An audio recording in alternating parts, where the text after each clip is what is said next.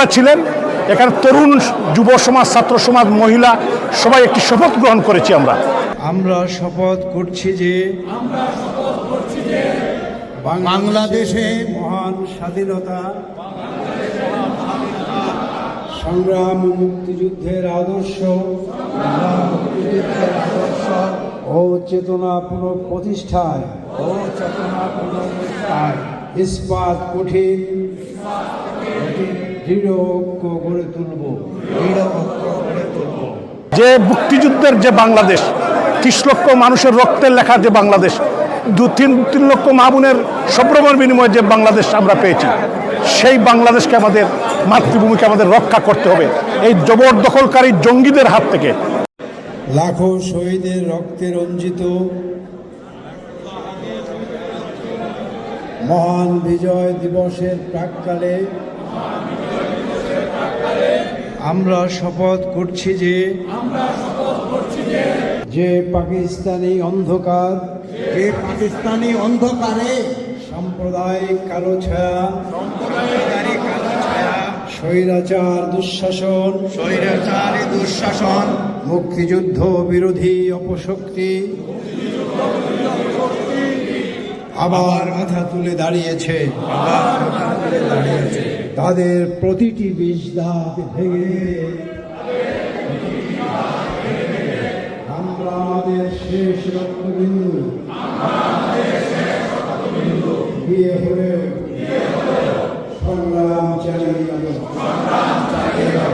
মহান বিজয় দিবস উপলক্ষে হৃদয় একাত্তর নামে একটি অনুষ্ঠান হলো, যেখানে আমাদের জাতীয় নেতৃবৃন্দ ছিলেন, কমিউনিটির সর্বস্তরের মানুষ উপস্থিত ছিলেন। সবাইকে বিজয়ের শুভেচ্ছা, এবং প্রবাসে দেশবাসী যারা আছেন দেশে বিদেশে সবাইকে বিজয় দিবসের শুভেচ্ছা। 1971 সালের মহান মুক্তিযুদ্ধে 30 লক্ষ মানুষ, 3 লক্ষ মা বোন যারা সব্রম দিয়েছেন তাদেরকে শ্রদ্ধাভরে স্মরণ করি, বীর মুক্তিযোদ্ধাদের স্মরণ করি।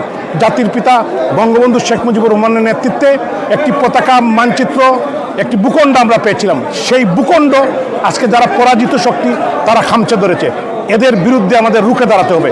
সমস্ত বাঙালিদেরকে, মুক্তিযুদ্ধের সপক্ষ শক্তিকে এগিয়ে আসার জন্য এই আগামীর যে যুদ্ধ, এই যুদ্ধে আমাদের জিততে হবে।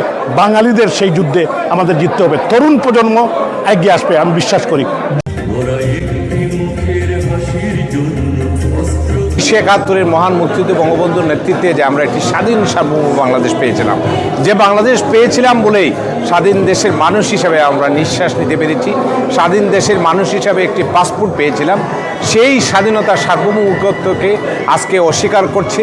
আজকে পাকিস্তান নামক পরাজিত রাষ্ট্রের সাথে বাংলাদেশ নামক রাষ্ট্রকে পাকিস্তানের পরাজিত শক্তিরা, বিশেষ করে জামাত বিএনপির শক্তিরা একীভূত করতে চাচ্ছে। তার প্রতিবাদে আজকে এখানে গান, কবিতা, এখানে প্রতিবাদের কণ্ঠে আজকে আমাদের তরুণরা সমবেত হয়েছে মহান বিজয় দিবসকে স্মরণ করার জন্য। বাংলাদেশে 5ই আগস্ট জঙ্গিরা বাংলাদেশে জঙ্গি হামলা করে যে ক্ষমতার মসনদ দখল করেছে, আজকে দেখবেন বাংলাদেশের মালিক মুক্তিযুদ্ধের শক্তি, বীর মুক্তিযোদ্ধারা আজকে বাংলাদেশে তারা আজকে স্বাধীন দেশে পরাধীনভাবে তারা জীবনযাপন করছেন।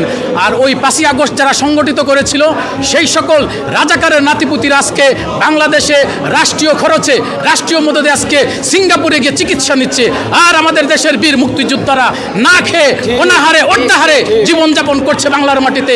আমরা আজকের এই অনুষ্ঠান থেকে ধিক্কার জানাই ইউনূসকে।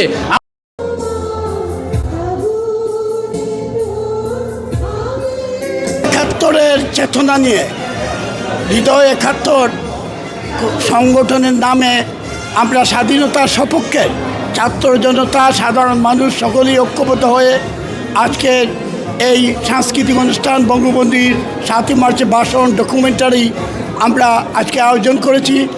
হাজার হাজার মানুষ এইখানে এসেছেন। আমরা শপথ করেছি আমাদের এই দেশ পাকিস্তান হতে দেব না, আমাদের সেই দেশের জঙ্গি হতে দেব না। আমরা শপথ নিয়েছি আমরা যতদিন পর্যন্ত এই সুৎখোর মহাজনের কাছ থেকে এবং এই জঙ্গিদের কাছ থেকে বাংলাদেশ মুক্ত না করতে পারবো, ততদিন আমাদের আন্দোলন চলে যাবে। বাংলাদেশ জন্ম নিয়েছিল এই দিনটিতে, বাংলাদেশে কোনো আয়োজন নেই। সেই সেই বিষয়টি আমরা মাথায় রেখে আজকে এখানে উদযাপন করেছি। আমরা সফলভাবে একটি অনুষ্ঠান করেছি হৃদয় ৭১ নামে। শপথ নিয়েছি আমরা এই জাতির পতাকা যে শকুনটা খামচে ধরেছে, আমরা ৭১-এর ন্যায় আবারও প্রয়োজনে আবারও যুদ্ধ করে আবারও আমরা তারুণ্যের মেধাকে কাজে লাগিয়ে আমরা এই বাংলাদেশকে এই অপশক্তির হাত থেকে আমরা পুনরুদ্ধার করব। যার নেতৃত্বে এই দেশ স্বাধীন হয়েছে, আমরা লাল সবুজের পতাকা পেয়েছি, তারা এই বঙ্গবন্ধুকে মানে না, স্বাধীনতা মানে না, মুক্তিযোদ্ধা মানে না, বিজয় দিবস মানে না। আমরা নতুন প্রজন্ম, আমরা এখান থেকে শপথ করতেছি এবং প্রবাস থেকে আমরা একত্রিত হয়ে শপথ করেছি এই বাংলাদেশকে আমরা এই শকুনদের থেকে উদ্ধার করব।